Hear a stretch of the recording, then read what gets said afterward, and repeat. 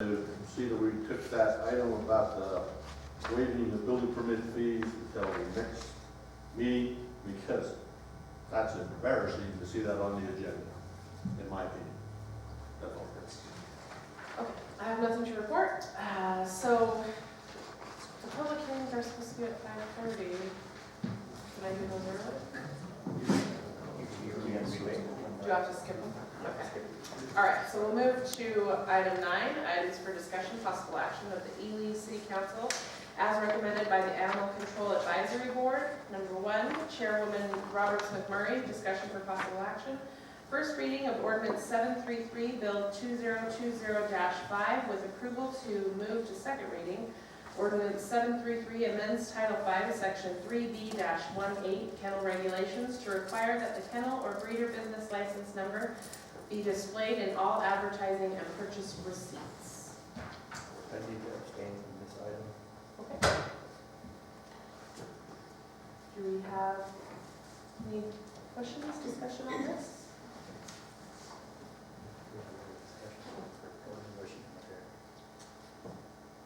Do we want Kaylin to speak I about this? Do we want to table him, or did she say We she would? should probably table it, but I can't discuss it because Julie has a breeder's license. Okay. Okay. I was there at that meeting, Okay. so I don't know. Do, It's not something. Well, it's only a first reading, we can always amend it on the second reading, huh? Yeah, you can always amend it unless you want her to speak. I don't think she needs to be here to speak on it, but it was her. Right. do we have a motion on this? I'll make that motion, I don't think it's a big deal. Okay, and do we have a second? I'll second. And all in favor? Aye. Aye. I said aye too. Okay. Okay. And any opposed? You are Abstain. Okay. Carried and so ordered. And item number 2, Chairwoman Roberts McMurray, discussion for possible action, approval for the City of Ely Animal Control Facility to participate in Maddie's Pet Adoption Days, a 2-day adoption event for the Dave and Cheryl Duffield Foundation, June 5th and 6th, 2020, and September 25th, 26th, 2020. All adoption fees must be waived, and $200 will be given to City of Ely Animal Control for every adoption of a dog or cat to offset adoption costs and other animal control needs. I'll move that through. I'll second. All in favor? Aye. Any opposed? Carried and so ordered. Item 3, Chairwoman Roberts McMurray, discussion for possible action, update on newly installed animal control facility kennels with possible approval of budget recommendations for future enhancements. We did discuss this, and before you go in depth, there is the shade issue now there. It's a problem because it's going to be this year. In the old program, they actually had budgeted $7,500 for the cover, the shelter. I thought it was, we put 5,000. It's $7,500 last night, but anyway, I think we're already over budget this time. Oh, They yeah, did- okay, I got you. Pardon me? For this new budget, that's what it was, it's 5,000. Yeah, the 7,500 was. You're right. Last budget, that's what I'm getting to. They actually, we discussed it, and there's some type of a shade deal that you can limit how much light goes through and whatnot, and we discussed that pretty well. And I think the recommendation last night was to see if they could come up with $10,000 for that, and look at the exact cost. And then the mud issue with the dogs out there in that pen is really What's been, I tell you what's been discussed, is they were supposed to, we were putting a concrete border and then using like some pea gravel or something in there, like that. I did, and we have discussed the shade thing, the screens with Jeanette, and being a capital asset, it's gotta become an asset. So it's gotta be mounted permanently to the kennels. So that was something that, you're talking about them screens and stuff for the shade over the top of the kennels? Yeah, and actually that water comes through it, but they use them on a lot of, patios and stuff as well, but the Oh, I know what you're talking about now. So they would be permanently mounted? yeah, pretty well. One of the things, the reason they did one of that is because ice issue in the winter. You know, there's a permanent shade structure like a tin roof or something over it, then those dogs are gonna be down in that ice and cold. So, speaking of the vet, Robin is just a great asset to that board. So, Absolutely. it is a, As far as asking for 10, that would be. Budget request or budget request? They wanted up to $10,000 for covers, but that, we can. I don't remember off the top of my head, but we have budgeted some for the kennel improvements in, Okay. What was it's talked, in the, I'm sorry, I don't remember the amount that we put in there. it was high. Was it? And it was for like slats along the chain link, to try to make a windbreak. So you're just requesting that we have it to 10 for, Well, I just called it kennel improvements. Okay, that, and you're dealing with the mud issue. Right now, I guess that's a really a problem there. Trouble with the people have one of the things they. That's what they had discussed before was putting a border, concrete border around there, Mhm. and then put pea gravel in. You can't clean the poop out of pea gravel.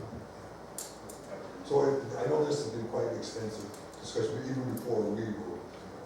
What was the recommendation? The recommendation was for 10,000 for a cover, but I don't think it's gonna cost that.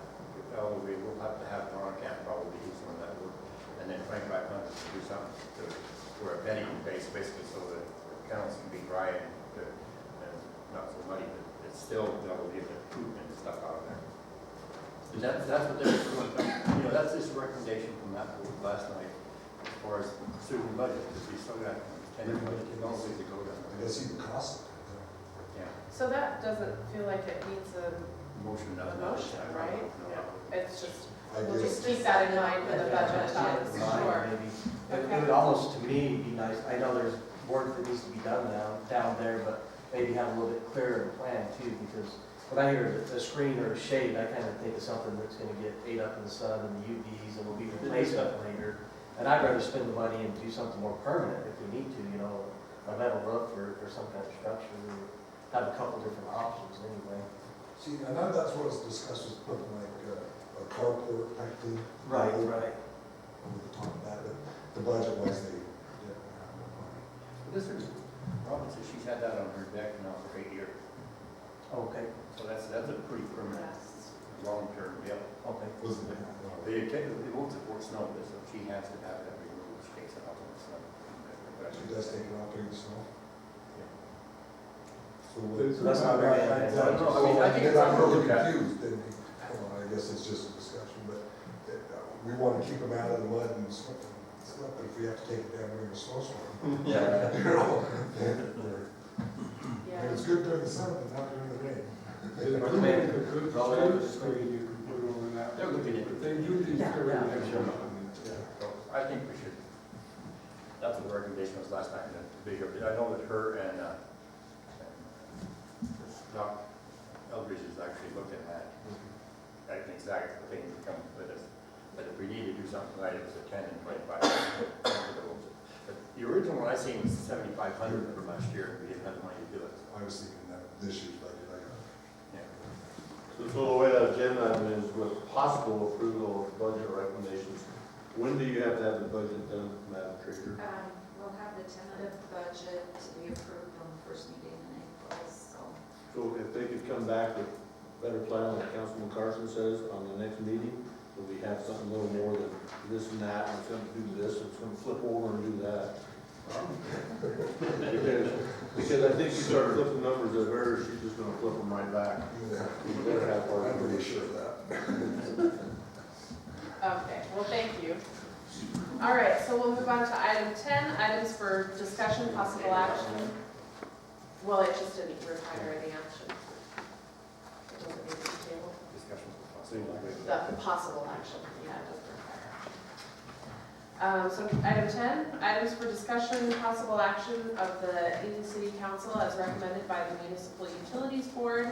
Number 1, board members, Ely City Engineer Alberg, discussion for possible action, acceptance of C.H. Spencer LLC proposal to replace the submersible motor and cable for the terrace well in the amount of $36,148, and hiring of Great Basin Engineering Irrigation for installation at a cost of up to $6,200 pursuant to NRS 332.115, Robinson Nevada Mining Company to pay 100% of total cost.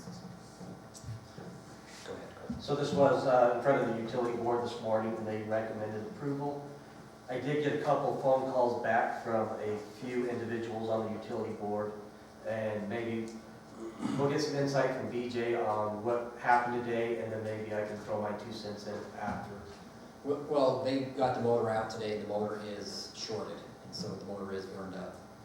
That was going to hear, me and Mike left the site this afternoon, and then Mike called just a little bit before here and says, you know, the people that are pulling that pump felt the pump was okay, you know, twisting the bearings and everything that they were doing. But I think there was some recommendation out of there is maybe we should send it away just to be safe and get it checked out, you know, in a facility before we just put it back down in the hole and do that. I don't know what the additional costs for any of that is at this point in time. I don't, that's just a conversation we might just have a bit of. That owner, I guess the owner of this, would like to meet with Kurt, I guess, and John on Monday and discuss what they felt. So I recommend we should probably approve this, or accept this bid or whatever and proceed with the work, but I think we should look at the pump too, even if we have to pay for it. I don't know what the cost would be, or if the mine would be willing to pay for it, but it's out of the hole, that's a big expense is to pull it and get it up there, so I think at this point in time, it'd be foolish not to ship it off and see if it's okay. If the motor's damaged, we don't know what it did to the pump. And the other thing that I expressed this morning is, at the utility board last time, not this morning, but last time, the question was asked, you know, what's the availability of the motor and the time, what you ordered or whatever. And so as of, I believe it was last Friday, the motor was on the shelf and we figured about 4 days to get to here. So that doesn't seem to be a long lead time item on here. I don't know, but hopefully again, if we meet on Monday with Elmer and those guys, places that they can send it to, we might get an understanding of what that turnaround time may be and what those costs may be. Would you be good Monday, Kurt? We'll make it happen one day, yeah, and I really don't. This is probably a better question for BJ. This all kind of happened today. Should we order the motor and get the pump looked at, or maybe hold off in case we need a new pump and motor to fit those two together? I don't know. Well, I think if we were to do it, I think we would do along the same lines as replace the same pump and motor assembly that was in there. You know, at this point in time, what our belief is from when they come back in and started to start up this pump to use it on a more regular basis, we brought in CH Spencer, which is the people who provided the motor, the pump and motor to us. They came down and did a startup and went back through. One of the problems that they ran into was the VFD, which controls the speed of that pump. When that was installed, it was not programmed properly for that motor. And so they felt at that time and kind of put in their report that, hey, this is what we discovered and this can be hard on your motor. So, you know, my gut feeling based on what they had expressed and what they found out, that I'm assuming that that's what caused it. You know, what Kurt is suggesting, and, you know, I'm obviously supportive as well, is, you know, you're just making sure at this point in time that maybe there wasn't something wrong with the bearing that was causing extra wear on the motor and doing it. So, you know, at this point in time, one is hoping that the motor, the pump, you know, if we go get it checked in, it will check out okay. But if we were to come back and replace it, my recommendation would be just to probably replace identical units together, because I don't think it was a problem with the unit itself, it was a problem with the electrical connection and the control of that unit. So, we come back with a variable speed drive again. The variable speed drive is still there, there was nothing wrong with the variable speed drive. It was the programming of it and the information it was sending down the hole that was causing the problem with the motor. Okay, and that was installed to get them, per se, in timing together, because I recall back, what was it, a year ago, they put a restrictor plate in there. Yes, and a VFD is kind of like your light dimmer. You can just kind of go up and down with your light, so you can turn it down. You obviously won't turn it down all the way to where nothing's going through there, because you need a certain amount of water running past the motor to keep it cool. And so, but when they come in here, when they got this up and running earlier, you know, 6 months ago, whatever it was, they come in and they had come back and did some testing and said, hey, this is where we recommend that you